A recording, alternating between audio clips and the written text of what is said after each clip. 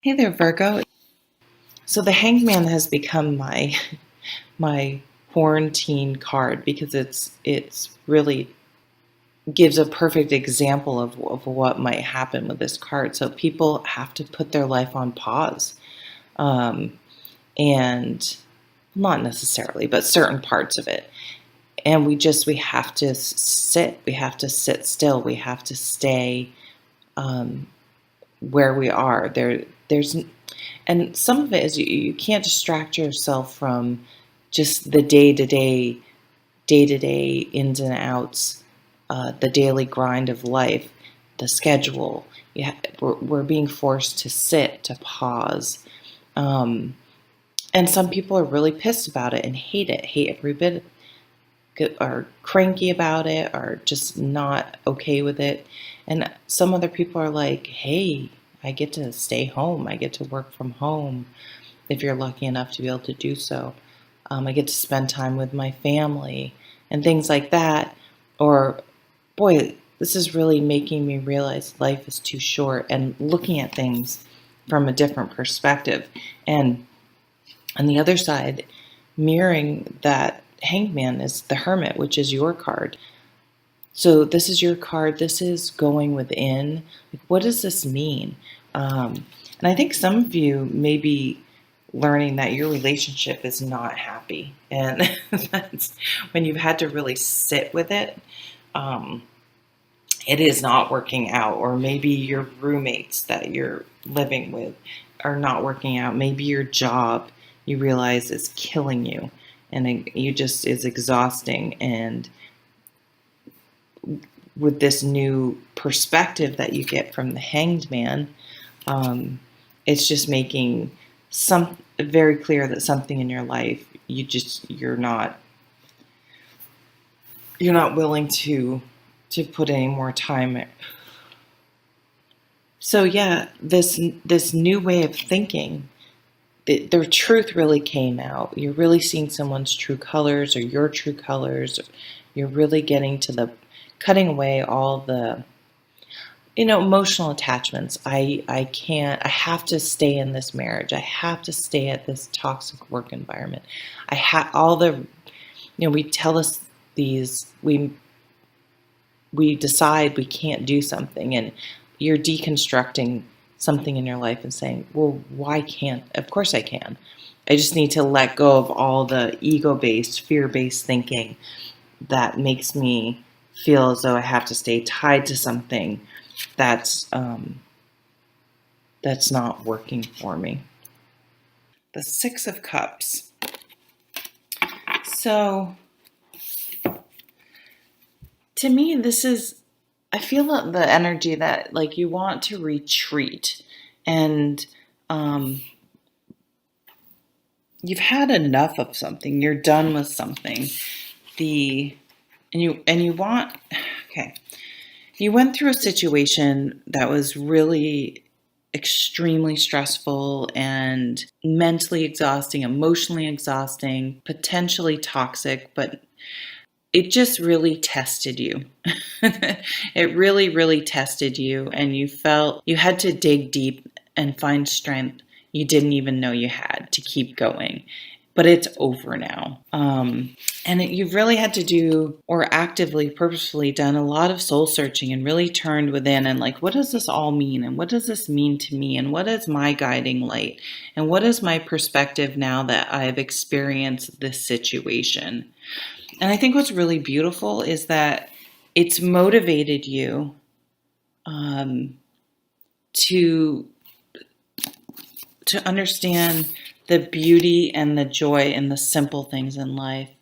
Perhaps you were very concerned um, with achievement, with getting a job, with getting the house, with getting the family, with getting the quote unquote American dream, or what a happy family is, or what whatever society you're in, whatever that is, values as success.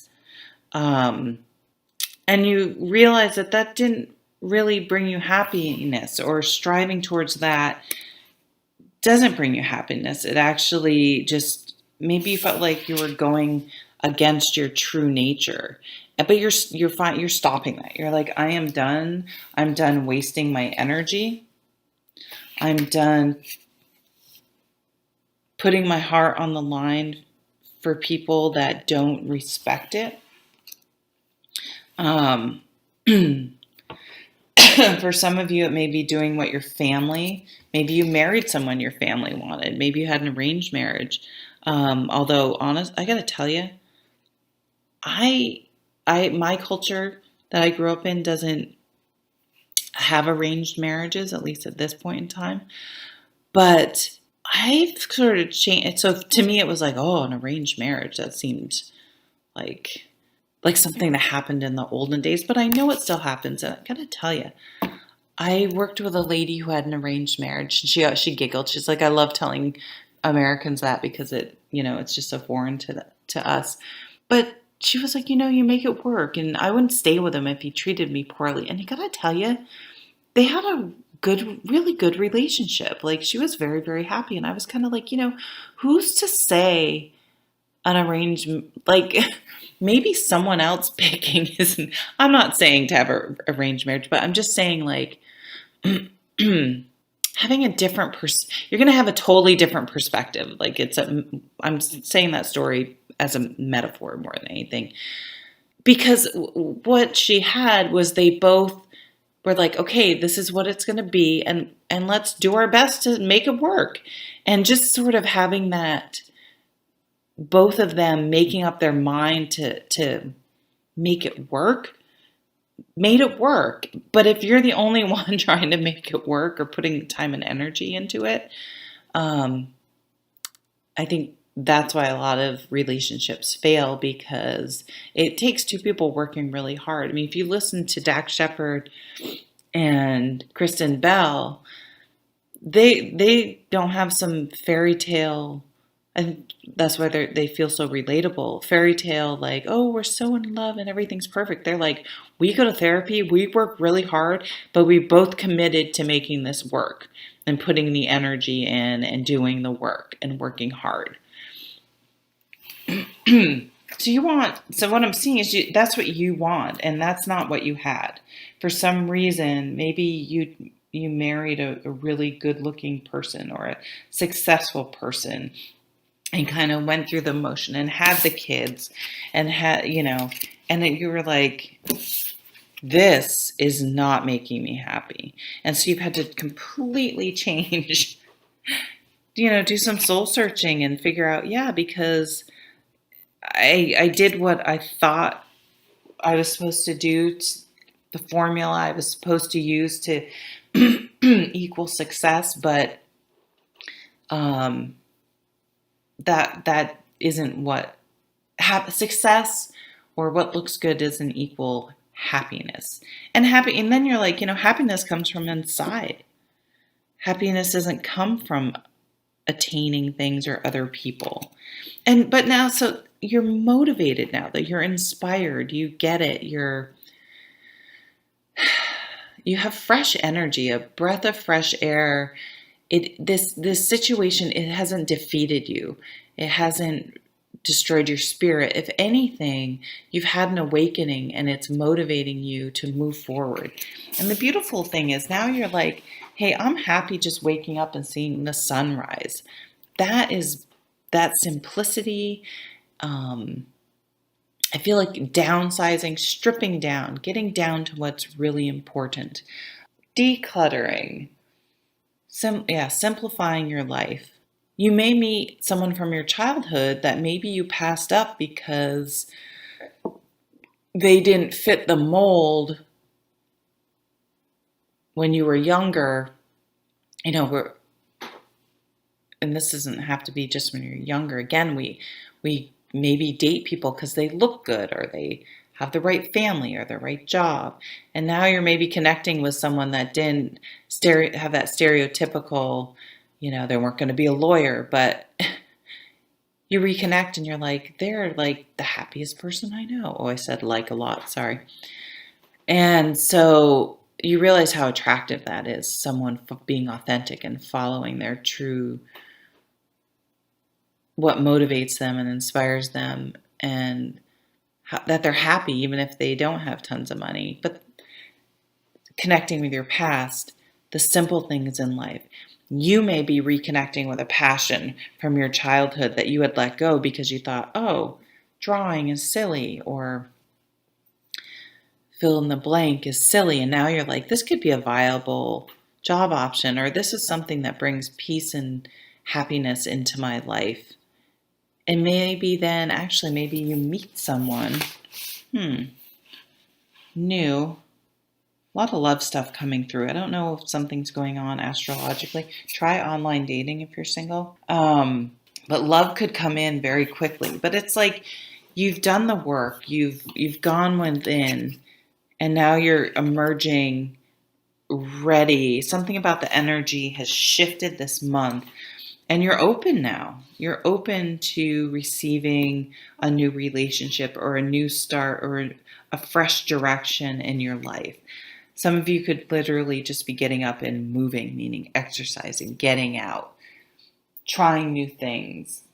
It's a very refreshing, you're kind of going from this 10 of Swords where you were mentally exhausted, burnt out. Yeah, some of you may be burnt out in your job.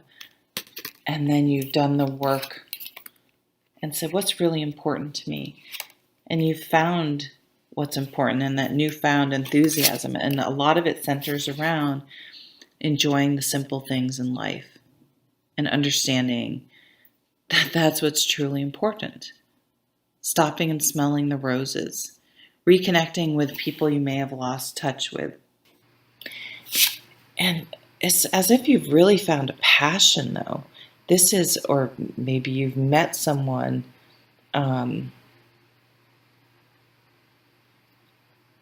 Yeah, I mean, you could have, because I mean, this doesn't have to be a relationship that you're walking away from. But you've let go of some sort of deep-rooted truth that you're